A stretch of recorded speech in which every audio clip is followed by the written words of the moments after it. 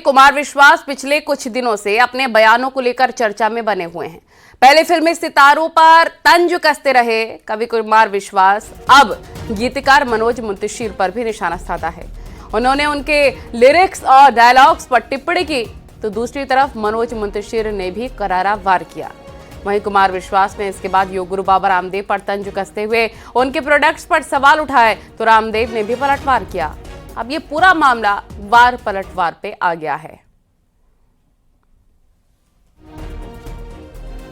मनोज मुंतशिर ने क्या कहा वो भी आपको सुनवाएंगे और किस बयान के बाद उन्होंने रिएक्ट किया है कुमार विश्वास के वो भी आपको सुनवाएंगे। तो मनोज मुंतशिर के डायलॉग्स और लिरिक्स को लेकर भी कुमार विश्वास ने अपनी कविता में कही हैं बातें और बाबा रामदेव को लेकर भी वो रिएक्ट करते नजर आए हैं उनके प्रोडक्ट्स को लेकर।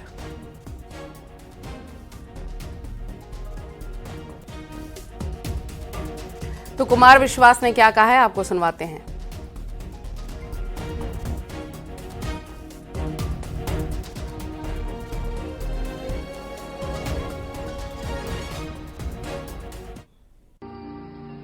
इन लोगों ने राम पर फिल्म बनाई, कितने मूर्ख हैं।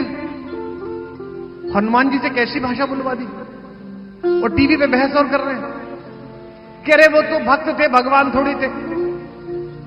भाई मेरे, राम जी को कुछ भी कहना ना बच जाएगा, इनको कुछ कहा ना तो फिर बस राम जी भी नहीं बचा पाएंगे। हनुमान जी की भाषा, पहली बार जब हनुमान जी से संवाद किया राम जी ने, जब उन्होंने कहा कि मैं सुग्रीव, महाराज सुग्रीव का प्रधानमंत्री हूं, तो श्रीमद् वाल्मीकि रामायण पढ़िए। राम जी लक्ष्मण जी से कहते हैं कि वाक्यज्ञम मधुरम इदम सुग्रीवम सचिवः कपि। हे सौमित्र, यह वाक्यज्ञ, वाक्य को जानने वाला और भाषा की मधुरता जानने वाला, यह सुग्रीव का सचिव निश्चित रूप से कोई बड़ा विद्वान है जिसने वेद आदि पढ़े, इतनी सुंदर भाषा बोल रहा है। और तुमने छपरियों की लैंग्वेज इस्तेमाल करा दी और फिर कहते हो कि क्षमादान दे दो।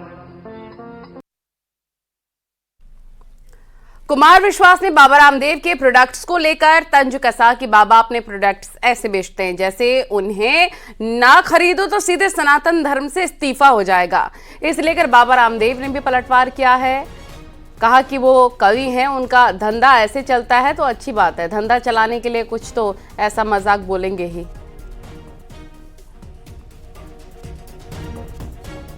बाबा रामदेव ने क्या कहा वो भी आपको सुनवाएंगे, लेकिन अब कुमार विश्वास जो लगातार मनोज मुंतशिर और बाबा रामदेव को लेकर कहते नजर आए हैं, उस पर रिएक्शंस आ रहे हैं।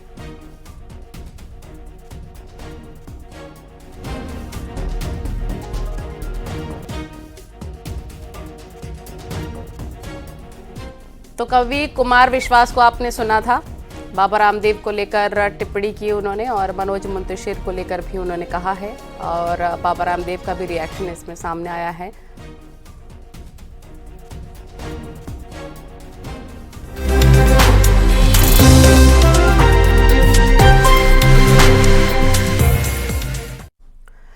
और प्रयागराज में सीएम योगी ने यूपी स्टेट पवेलियन प्रदर्शनी का उद्घाटन किया है और इस पवेलियन में सांस्कृतिक विरासत की झलक देखने को मिल रही है। साथ ही संगम नगरी में भव्य महाकुंभ की तैयारी भी हो रही है।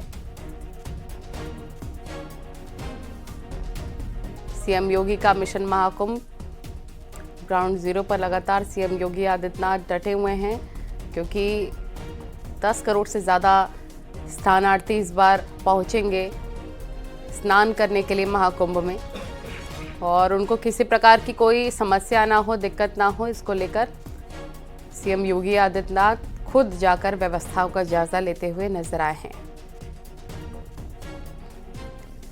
तो प्रयागराज में सीएम योगी ने यूपी स्टेट पवेलियन प्रदर्शनी का भी उद्घाटन किया है और इस पवेलियन में सांस्कृतिक विरासत की झलक भी देखने को मिली, जैसा हम आपको तस्वीरें दिखा रहे हैं। साथ ही संगम नगरी में भव्य महाकुंभ की तैयारी भी लगातार जारी है।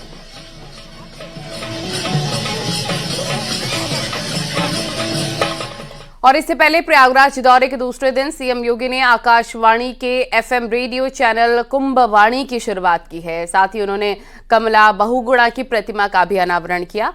सीएम योगी ने मां की रसोई का उद्घाटन भी किया है। ये 3 तस्वीरें जैसा कि आप देख सकते हैं एफएम चैनल का उद्घाटन करते नजर आए हैं सीएम योगी। प्रतिमा का अनावरण किया है उन्होंने और मां की रसोई का भी किया है उद्घाटन।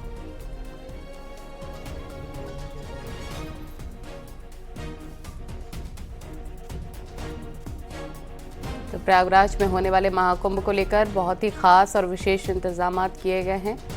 सीएम योगी आदित्यनाथ लगातार ग्राउंड जीरो पर डटे हैं। एफएम चैनल का उन्होंने उद्घाटन किया कुंभवाणी का और प्रतिमा का अनावरण भी वो करते नजर आए।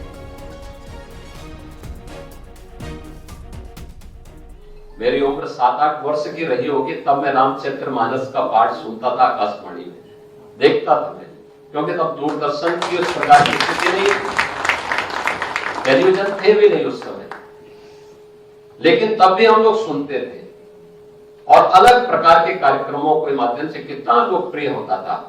हर घर में एक रेडियो जरूर होता था, हर घर में होता था।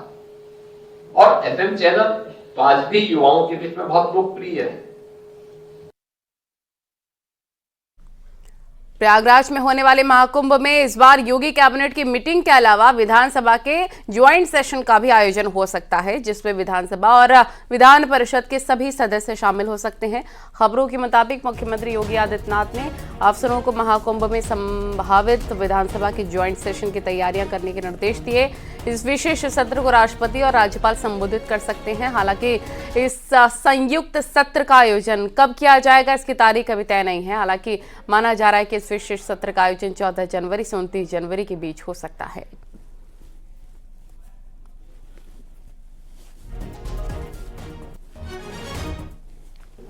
यहाँ संभवतः उत्तर प्रदेश की कैबिनेट के साथ साथ एक सत्र भी हो सकता है, यहाँ विधानसभा का सत्र भी आयोजित हो। यहाँ संभवतः उत्तर प्रदेश की कैबिनेट के साथ साथ एक सत्र भी हो सकता है, यहाँ विधानसभा का सत्र भी आयोजित हो। योगी सरकार महाकुंभ को मिसाल बनाने में जुटी हुई है। दरअसल मुख्यमंत्री योगी आदित्यनाथ की कैबिनेट की बैठक महाकुंभ के स्थल पर आयोजित की जानी है। इसकी तैयारियां भी तेज हैं। 21 जनवरी को योगी कैबिनेट की बैठक महाकुंभ स्थल पर आयोजित होगी। इसके अलावा जो विधानसभा का सत्र है उसका भी जो पहला दिन है वो भी प्रथम सत्र महाकुंभ स्थल पर ही आयोजित कराने की तैयारी चल रही है। बाकायदा राष्ट्रपति को इसका निमंत्रण दिया गया है, यानी कि राष्ट्रपति संबोधित करेंगी और वहीं राज्यपाल आनंदीबेन पटेल भी मौजूद रहेंगी।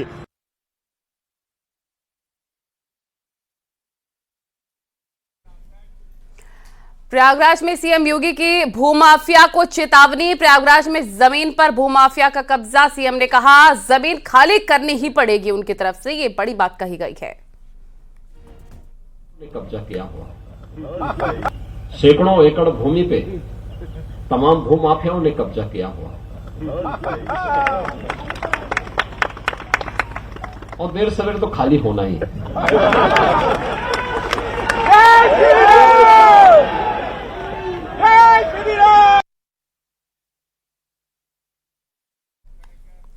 वक्फ बोर्ड पर सीएम योगी ने बड़ा बयान दिया है, जिसके बाद सियासी घमासान छिड़ गया। सीएम योगी ने कहा वक्फ बोर्ड है या भूमाफियाओं का बोर्ड, जांच के बाद कब्जे की एक-एक इंच जमीन वापस ली जाएगी। सीएम योगी के इस बयान पर जहां मौलानाओं ने आपत्ति जताई, वहीं कांग्रेस और समाजवादी पार्टी भी सवाल उठा रही है। देखिए रिपोर्ट।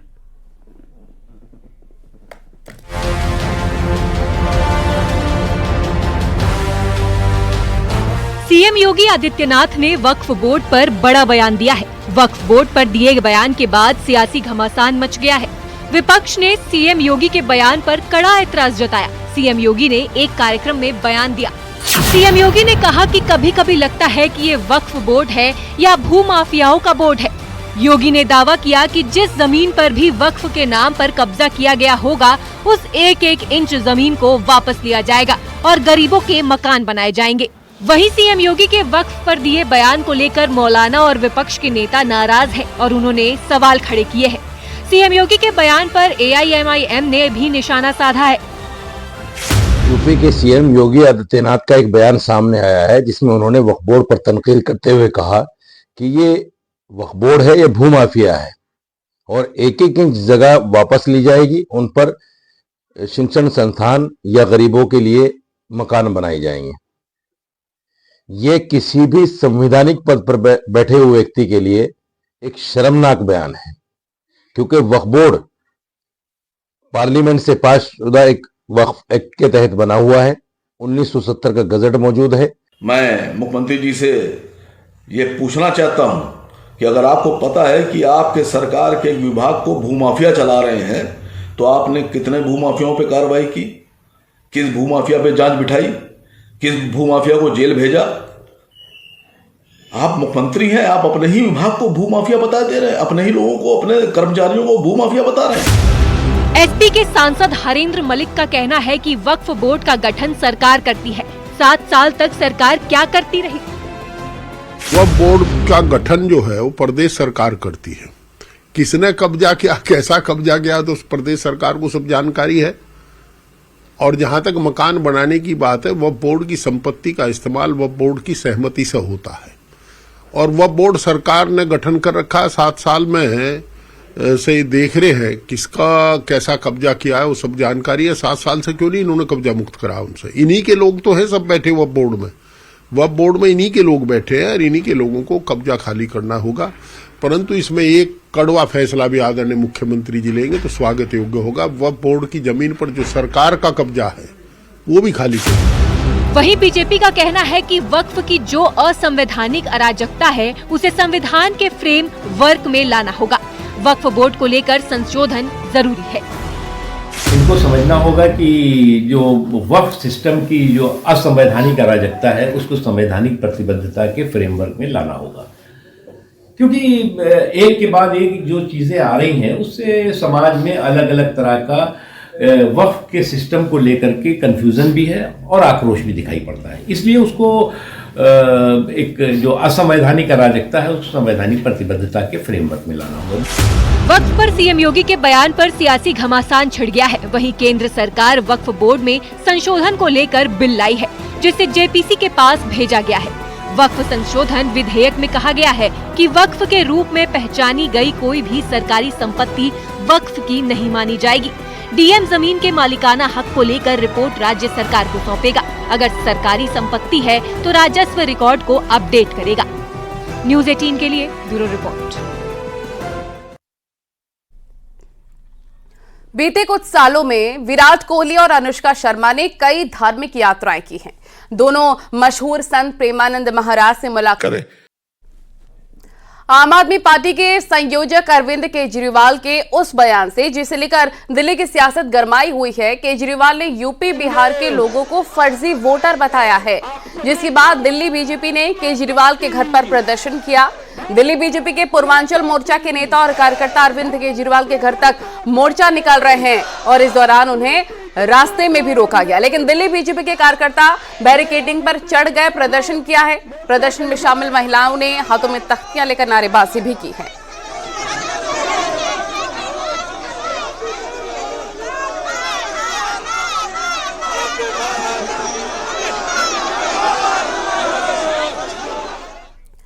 और बीजेपी के प्रदर्शन के बीच पूर्वांचलियों पर अरविंद केजरीवाल की सफाई सामने आई है। केजरीवाल ने कहा कि वो तो रोहिंग्या की बात कर रहे थे, पूर्वांचलियों की नहीं। मैं इलेक्शन कमीशन किस लिए गया था?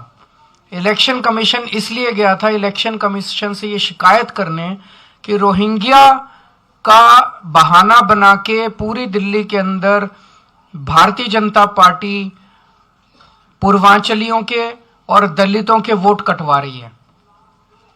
ये खुद ही जेपी नड्डा साहब ने संसद के अंदर कबूल किया था कि हम पूर्वांचली और दलितों के वोट कटवा रहे हैं। कल उसी की शिकायत करने के लिए मैं गया था कि पूर्वांचलियों के वोट कटवा रहे हैं और ये मेरे ऊपर उल जलूल वो लगा रहे हैं। बीजेपी धरना पार्टी बन गई है। रोज इनके लिए मैं सोच रहा हूँ एक टेंट लगवा देता हूँ बाहर, मेरे घर के बाहर, और परमानेंटली ये भी 100-200 आदमी वहाँ बिठा दें। रोज बस बैनर बदल लिया करें कि आज इसके लिए धरना कर रहे हैं, आज उसके लिए धरना कर रहे हैं। इनके जैसे झूठे और दोगले लोग नहीं हैं। पूर्वांचल और बिहार के लोगों पर दिए केजरीवाल के बयान पर बीजेपी लगातार हमलावर है और अब एक नया पोस्ट सोशल मीडिया पर किया गया है, एक्स पर जारी किया गया है। लिखा गया है, पूर्वांचल समाज का अपमान, शीश महल के नवाब केजरीवाल की पहचान। पूर्वांचल विरोधी आप, ये कैप्शन दिया गया है। ये देख सकते हैं आप तस्वीरें जो सोशल मीडिया साइट एक्स पर पोस्ट किया गया है। और कांग्रेस भी अरविंद केजरीवाल को पूर्वांचलियों को लेकर दिए गए बयान पर घेरने की कोशिश कर रही है। देखिए, यह बाहर से जो लोग आके यहाँ बस गए हैं नौकरी के सिलसिले में, व्यापार के सिलसिले में, उन्होंने दिल्ली के विकास के लिए अपना तन मन धन अर्पित किया है। चाहे अरविंद केजरीवाल हो, चाहे भारतीय जनता पार्टी हो। अगर उनको बाहरी बताती है तो मैं सबसे पहले कहूँगा कि वो इसके लिए क्षमा याचना करें, माफ़ी मांगे। वो उनका दिल्ली पे वही अधिकार है जो अधिकार दिल्ली वासियों का है। पूर्वांचली हो, कहीं के भी हो, भाई दिल्ली ऐसा है, दिल्ली पूरे देश की राजधानी है। या हर जगह से लोग आते हैं। मैं उत्तर प्रदेश का हूँ, मेरा लखनऊ का जन्म है, लेकिन क्या मैं अपने आप को केवल उत्तर प्रदेशी मानूं कि मैं दिल्ली का मानूं? मेरा यह है कि जो दिल्ली में है वो हैं, और दिल्ली में जो भी रहता है, जो भी इलेक्शन कमीशन का कानून है कि किस बेसिस पर आपको यहाँ का वोट बन सकता है आपका, वो हमें नॉर्म या कानून देखना चाहिए। उसमें अगर मेरा वोट यहाँ है तो मुझे वोटर होना चाहिए, और मेरा उस कानून के अंदर अगर मेरा वोट बनने का भी समय नहीं आया है तो मुझे नहीं मिलना चाहिए। पूर्वांचल और बिहार के लोगों पर दिए बयान पर केजरीवाल को बीजेपी छोड़ नहीं रही है। चारों तरफ से हमले किए जा रहे हैं। केजरीवाल जी जो खुद फर्जी है, जो खुद धोखेबाज है, ये बिहारी यूपी के लोग और पूर्वांचलियों को कहते हैं 500 रुपया टिकट कटा के आता है, 5 लाख का इलाज करा के जाता है, इसको घुसने नहीं देंगे। ये फर्जी जिस थाली में खाता है उसी में छेद करता है। ये खुद नमक हराम है, जिसने अन्ना हजारे को धोखा दिया, दिल्ली को धोखा दिया, ये बिहार यूपी और पूर्वांचलियों को धोखा दिया। पूर्वांचल के लोगों के लिए जो यहाँ के वोटर है, यहाँ दिल्ली को बनाने में उनका भी योगदान है, उनके साथ इस प्रकार के शब्द कह रहे हैं, बिल्कुल अनुचित और निंदनीय। ये इसलिए बौखला गए क्योंकि काम तो किया नहीं। 10 साल में बड़े बड़ी बातें की, बहुत बड़े बड़े वादे किए, वादे निभाने दूर की बात है, वादों पर ख्याल तक नहीं किया उन्होंने। जब कोई आदमी हार रहा होता है, हारने के पहले से बहाने ढूंढता है।